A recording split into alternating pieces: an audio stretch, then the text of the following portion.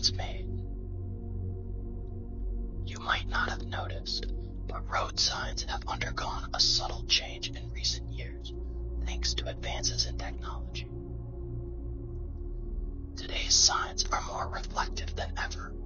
You can actually read them in the dead of night, even when the only source of illumination is your car's headlights. The earliest road signs were crude, a stick in the ground or a heap of stones to mark a route. In the Roman Empire, stone posts were erected along roadsides at regular intervals, indicating the distance to Rome. Centuries later, stone marker systems gave way to wooden cross signs pointing in several directions at once. The international system of road signs we know today came out of the First International Road Congress, held in 1908. The process of manufacturing a road sign starts with a computer. The government strictly regulates the specifics of the design and requires a certain degree of reflectivity. The computer's specialized software guides a machine to cut the design on a sheet of film.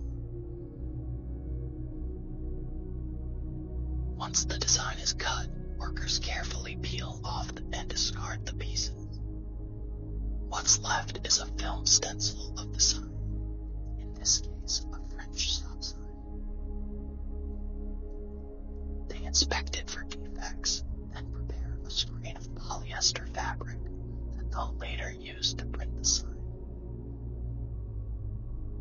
They start by coating it with a thin layer of light-sensitive emulsion.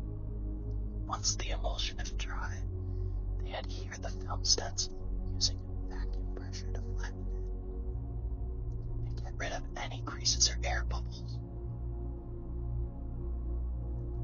They then expose that screen to an intense 6,000 watt light for 7 minutes. This activates the emulsion on the lettering and area outside the octagon. What's not shielded from the light by the film stencil. This exposed emulsion hardens, plugging the minute holes between the screen's fibers. After rinsing, you see the result.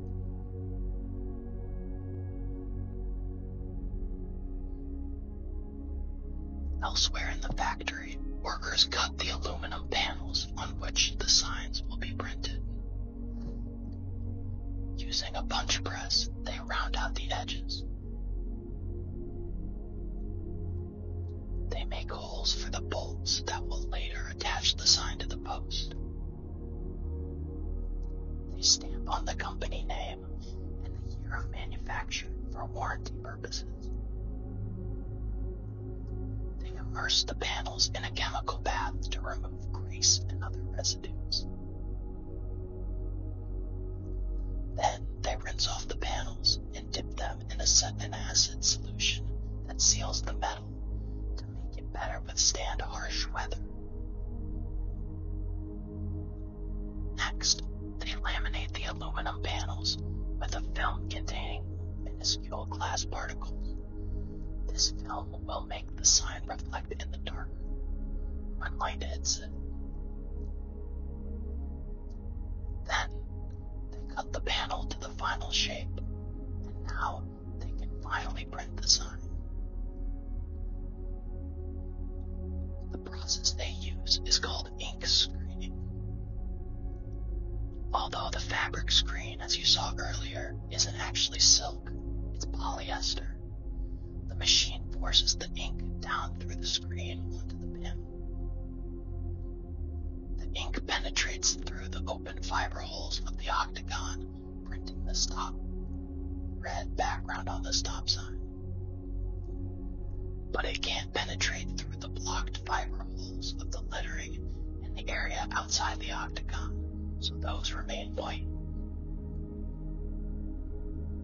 The freshly printed signs pass through a dryer at about 150 degrees Fahrenheit for 5 minutes. To produce street signs, Workers first laminate aluminum panels with reflective film for the background color. Then either silkscreen the street name or apply self-adhesive reflective lettering. But it's back to the silk screening process for printing multicolored signs.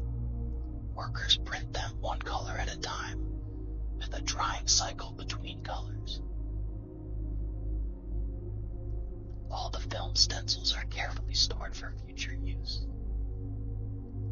The printed signs go into an oven for a final curing at 349 degrees Fahrenheit. An hour for a one-color sign. A half hour per color for a multicolored sign.